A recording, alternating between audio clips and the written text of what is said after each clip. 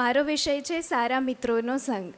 ખુશ્બુ દીદી આપણને કહ્યું કે ફ્રેન્ડશિપ, આ શબ્દ સાંભળીને જ આપણા ફેસ પર સ્માઇલ આવી જાય કે મિત્રતા એકદમ પવિત્ર અને સુંદર સંબંધ છે. ભલે એમાં કોઈ બ્લડ રિલેશન નથી, પણ એ દિલનો સંબંધ છે. આપણે દિલથી આપણા મિત્રને આપણો માનીએ છીએ અને એના દરેક વચન પર આપણને વિશ્વાસ હોય છે. પરંતુ આ મિત્રતા કોની સાથે છે, આપણા મિત્રો કેવા છે, એનો આપણા જીવન પર ખૂબ પ્રભાવ પડે છે. આપણે બધા તો ખૂબ ભાગ્યશાળી છીએ અને નસીબદાર છીએ કે પ્રભુએ અને ગુરુહરિ સ્વામીશ્રી આપણી પર ખૂબ કૃપા કરી છે ને આપણને સાચા અને સારા મિત્રોની તો ભેટ આપી દીધી છે. આપણા જે ભક્તિ આશ્રમના બહેનો છે એ આપણા આત્માના માવતર તો છે જ, પણ સાથે સાથે આપણા સાચા અને સારા મિત્રો પણ છે. આપણા દરેક પ્રોબ્લેમ્સનું સોલ્યુશન એમની પાસે હોય છે. તેઓ આપણને સાચો માર્ગદર્શન આપે છે, આપણા જીવનને એક સાચી રાહ પર લઈ જાય છે. તો સાચા અને સારા મિત્રો આપણે શોધવા જવા નથી પડ્યા, આપણને ભેટમાં મહારાજે આપી દીધા છે. સ્વામીજીનું આપણે જીવન દર્શન કરીએ તો પણ આપણને ખ્યાલ આવે કે સ્વામીના મિત્રો કેવા હતા.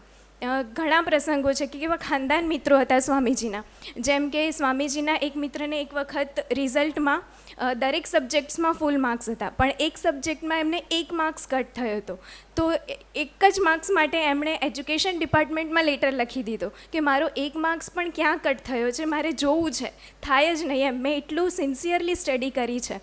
તો 1 માર્ક્સ માટે પણ એમણે જો આટલી સિન્સિયરિટી બતાવી તો આપણને ખ્યાલ આવી જાય કે સ્વામીજીના મિત્રો કેવા હતા, કેવા સિન્સિયર મિત્રો, કેવા ખાનદાન મિત્રો હતા સ્વામીજીના. સ્વામીજી હંમેશા કહેતા કે મિત્રતા હંમેશા ફર્સ્ટ બેન્ચવાળા મિત્રો સાથે જ કરવાની, એટલે કે ઉચ્ચ કક્ષાના મિત્રો સાથે કરવાની, કે જેના સંસ્કાર સારા હોય, જેઓ ઉચ્ચ કક્ષાના વિચારોવાળા હોય.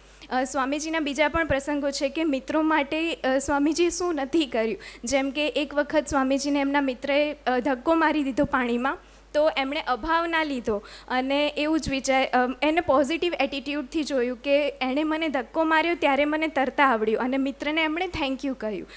પછી બીજા પણ પ્રસંગો છે કે સ્વામીજીએ મિત્રના વચનને રાખવા માટે માર પણ સહન કર્યો છે. તો મિત્રતા આપણી એવા મિત્રો સાથે હોવી જોઈએ કે જે આપણને જીવનમાં આગળ લઈ જાય, આપણને સાચું માર્ગદર્શન આપે. આપણે ખૂબ સારું શિક્ષણ લીધું હોય, ખૂબ સારું જ્ઞાન પ્રાપ્ત કર્યું હોય, પણ એ જ્ઞાન અને આપણું એ શિક્ષણ પણ ત્યારે જ કામમાં આવે જ્યારે આપણો સંગ સારા મિત્રો સાથે હોય. આપણે સૌ એક વાર્તા તો સાંભળી જશે જ્યારે આપણે નાના હતા ત્યારે, કે એક રાજાને 3 પુત્રો હોય છે, 3 દીકરાઓ, અને જ્યારે રાજાને પોતાનો ઉત્તરાધિકારી નિમવાનો સમય આવે છે ત્યારે રાજા ડિસાઈડ કરે છે કે 3 રાજકુમારોની આપણે પરીક્ષા લઈએ. તો એમણે 3 રાજકુમારોને એક સોનામહોર આપી અને એવું કહ્યું કે આમાંથી તમે એવી વસ્તુ લઈ આવો કે જેથી તમારો આખો ઓરડો ભરાઈ જાય. તો 3 રાજકુમારોને સરખું શિક્ષણ મળ્યું હતું, તેમને જ્ઞાન પણ સરખું મળ્યું હતું, તેમના ગુરુ પણ સેમ જ હતા, બધી ફેસિલિટીઝ પણ સેમ હતી, સરખી મળી હતી, પણ 3 રાજકુમારોનો સંગ અલગ હતો.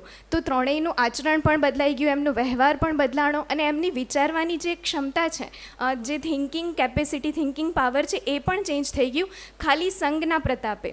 તો જે મોટો રાજકુમાર હતો પહેલો, એને મિત્રો સારા નહોતા, ખરાબ સોબત હતી. તો એણે એવું વિચાર્યું કે આ 1 સોના મહોરમાંથી તો શું આવશે, લાવને હું આનાથી જુગાર રમું અને જો કદાચ જીતી જઈશ તો વધારે સોનામહોર મને મળશે, તો એનાથી હું કંઈક ખરીદીશ.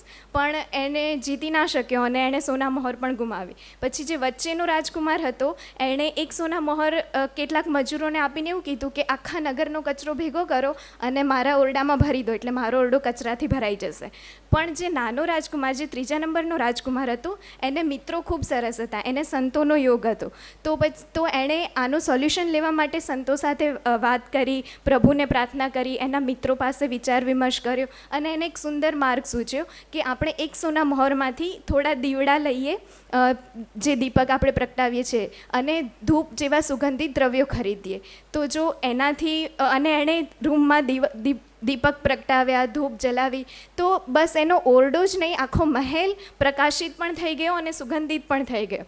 અને ખબર છે કે રાજગાદી પછી નાના રાજકુમારને જ મળી. તો વાર્તા પરથી એટલું શીખવા મળ્યું કે 3 રાજકુમારોને સરખું જ્ઞાન મળ્યું હતું, સરખું શિક્ષણ મળ્યું હતું, પણ નાનો રાજકુમાર પોતાના જ્ઞાનનો સદુપયોગ ક્યારે કરી શક્યો કે જ્યારે તેનો સંગ સારો હતો, એના મિત્રો સારા હતા, એને સંતોનો યોગ હતો. ત્યારે એને પ્રભુએ બુદ્ધિ સુજાડી કે આપણે આ રીતે આનો ઉપયોગ કરીશું તો આ પરીક્ષામાંથી પાસ થઈ શકીશું. ગુણાતીતાનંદ સ્વામીની વાતોમાં પણ કહ્યું છે કે 100 જન્મે એકાંતિક થનાર હોય એ આ જન્મે થઈ જાય, અને આ જન્મે એકાંતિક થનાર હોય તે 100 જન્મે થાય. શાથી? તો સંગ બળવાન છે. મતલબ એક આ સેન્ટેન્સ પરથી જ આપણને આઈડિયા આવે કે સંગનો કેટલો બધો પ્રભાવ છે આપણા જીવનમાં. સંગ ખૂબ બળવાન છે. ઇંગ્લિશમાં પણ એક થોટ છે કે a man is known by the company he keeps. મતલબ કોઈ પણ વ્યક્તિના વ્યક્તિત્વને પરખવું હોય ને તો એના મિત્રો, એની કંપની કોની સાથે છે, કોની સાથે એની ફ્રેન્ડશિપ છે એ જોઈ લો, તમને ઓટોમેટિક આઈડિયા આવી જશે કે એનું વ્યક્તિત્વ કેવું હશે. એ સિવાય પણ જે ગ્રેટ પર્સનાલિટીઝ, જે મહાન વ્યક્તિઓ થઈ ગયા, એમને જીવનમાં આટલી સફળતા પ્રાપ્ત કરી, એની પાછળ પણ ક્યાંક ને ક્યાંક એમનો સારા સંગનો પ્રભાવ રહ્યો છે. બ્રિટનના કિંગ ચાર્લ્સનું નામ તો આપણે સૌએ સાંભળ્યું હશે. એ જ્યારે યંગ હતા ત્યારે એમને ઓસ્ટ્રેલિયા મોકલવામાં આવી રહ્યા હતા ભણવા માટે. તો એ સમયે એમના માતા ક્વીન એલિઝાબેથ ત્યાં આવે છે અને એવું કહે છે કે બેટા, મારી એક વાત તું જરૂર માનજે, અને તું ઉચ્ચ કક્ષાના ભેરુ સાથે જ મિત્રતા રાખજે અને પાત્રતા જોઈને મિત્રતા કેળવજે. તો કિંગ ચાર્લ્સ નાના હતા એટલે એમને ખબર ના પડી કે માતા શું કહેવા માગે છે. પાત્રતા જોઈને મિત્રતા એટલે કઈ રીતે એમ. તો એમણે માતાને પ્રશ્ન કર્યો કે એવું તો નથી કે હું જ્યાં જાઉં છું સ્ટડી માટે ત્યાં બધા રાજકુમારો જ આવશે મારી જેમ, બીજા નોર્મલ સ્ટુડન્ટ્સ પણ હશે, તો પાત્રતા જોવા જાઉં તો પછી એવો મિનિંગ થાય કે મારે કોઈ સાથે ફ્રેન્ડશિપ કરવાની જ નહીં એમ. તો એમના માતાએ કહ્યું કે ના, એવું નહીં, પાત્રતા એટલે આપણે જેટલા ફાઇનાન્શિયલ લેવલના હોય એવું બધું નહીં, પણ પાત્રતા એટલે ઉચ્ચ કક્ષાના અને ઉચ્ચ સંસ્કારોવાળા, ઉચ્ચ વિચારોવાળા જે મિત્રો હોય ને એમની સાથે જ મિત્રતા કરવાની.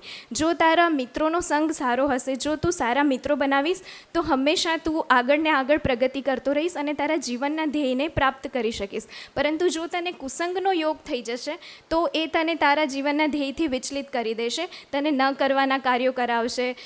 તારું જે ગોલ છે, જે અચીવ કરવા તું ત્યાં જાય છે એ તું અચીવ નહીં કરી શકે અને તારી જિંદગી વેડફાઈ જશે. તો બસ તું મારી આટલી શિખામણને હૈયે ધારજે અને જરૂરથી એને ફોલો કરજે. તો કિંગ ચાર્લ્સે જ્યારે માતાની આ શિખામણ માની અને એને ફોલો કરી તો આપણને ખ્યાલ છે કે તેઓ રાજા બનીને બ્રિટનની પ્રજાની સેવા કરી શક્યા. તો જે ક્વીન એલિઝાબેથની આ જે શિખામણ છે એ આપણે સૌએ પણ ફોલો કરવા જેવી છે અને એ આપણા માટે પણ એટલી જ ઇમ્પોર્ટન્ટ છે. અત્યારે 12થનું રિઝલ્ટ આવી ગયું છે, બધા કોલેજ સિલેક્શન કરતા હશે, આપણને ખ્યાલ છે, અને હાયર સ્ટડી માટે આપણે સારી કોલેજીસ, યુનિવર્સિટી સિલેક્ટ કરીએ તો always most of the time એ આપણા હોમ સિટીથી દૂર જ હોય. આપણે એક નવી સિટીમાં જવું પડે, ત્યાં આપણને નવા મિત્રો મળે, નવા લોકો, અજાણ્યા લોકો હોય જેમને આપણે જાણતા ન હોઈએ, એ બધા મિત્રો સાથે આપણે રહેવાનું થાય, એમને સાથે મિત્રતા કેળવવાની થાય. તો આ સમયે આપણે ખૂબ ધ્યાન રાખવું પડે કે આપણે કુસંગમાં ના ફસાઈ જઈએ અને હંમેશા સારા મિત્રોનો જ સંગ કરીએ. અને આ ત્યારે જ પોસિબલ બને કે જ્યારે આપણે આપણા પ્રાદેશિક સંતો બહેનો, આપણા જે ભક્તિ આશ્રમના બહેનો છે એમની સાથે આપણી મિત્રતા હોય, આપણો ખુલ્લા દિલનો સંબંધ હોય, આપણા સત્સંગ મંડળમાં સત્સંગી સાથે મિત્રતા હોય, તો આપણને એક પ્રભુ આપણી અંદર કૃપા કરીને એવી એક કેપેસિટી આપે કે આપણે પારખી શકીએ કે કેવા મિત્રો આપણા માટે સારા છે અને કેવા મિત્રોથી આપણે દૂર રહેવું જોઈએ. સ્વામીજીએ ખૂબ એમના દરેક પ્રવચનમાં મિત્રતા વિશે ઘણી વાતો કરી છે. સ્વામીજી હંમેશા કહેતા કે જેના મિત્રો સરસ હોય એની જિંદગી સફળ હોય. મિત્રો હંમેશા સારા રાખવા. એ સિવાય સ્વામીજી એમ પણ કહેતા કે સારા મિત્રોનો જો સંગ થાય તો કળિયુગનો જે પ્રવાહ છે એ ધીરે ધીરે બંધ થઈ જાય. મતલબ અત્યારનો જે સમય છે કે જ્યાં સોશિયલ મીડિયાનો આટલો બધો ક્રેઝ છે, ફોરેન કલ્ચર પાછળ લોકોને ખૂબ લાગણી છે કે ફોરેન જેવું હોવું જોઈએ, હાના, તો એ જો કળિયુગનો પ્રવાહ છે ક્યારે બંધ થાય? જ્યારે સારા મિત્રોનો આપણને સંગ હોય ત્યારે. પછી સારા મિત્રો હશે તો સારા વિચારો આવશે. આ પણ સ્વામીજી ઘણીવાર કહેતા. સારા મિત્રો સાથે જો દોસ્તી થાય તો અઠવાડિક સભામાં ઓટોમેટિક જવાય, અને જો આપણે અઠવાડિક સભા ભરતા થઈ જઈએ તો આપણી ઇન્દ્રિયો પોઝિટિવ થઈ જાય, અને ઇન્દ્રિયો જો પોઝિટિવ થાય તો આપણને હંમેશા શુભ વિચારો જ પ્રગટે. અને એવું પણ એક સેન્ટેન્સ સ્વામીજી હંમેશા કહેતા કે જો શુભ વિચારો પ્રગટતા થઈ જાય તો આપણો છેલ્લો જન્મ થઈ જાય. પણ આ બધું ક્યારે પોસિબલ છે? કે જ્યારે આપણને સારા મિત્રોનો સંગ મળે ત્યારે જ. તો જીવનમાં એક સારો મિત્ર તો હોવો જ જોઈએ. હવે ક્યારેક એવો પણ વિચાર આવે કે સારો મિત્ર એક્ઝેક્ટલી કહેવાય કોને? તો સારો મિત્ર એટલે કે જે આપણને સારી બળની વાતો કરે, સત્સંગ ભક્તિની વાતો કરે, આપણને સાચું માર્ગદર્શન આપે, આપણા સુખ દુઃખમાં ભાગીદાર થાય, આપણને એવા કામ ન કરાવે કે આપણા ધ્યેયથી આપણે દૂર જતા રહીએ, આપણો જે ગોલ જે આપણે અચીવ કરવો છે આપણે ન કરી શકીએ.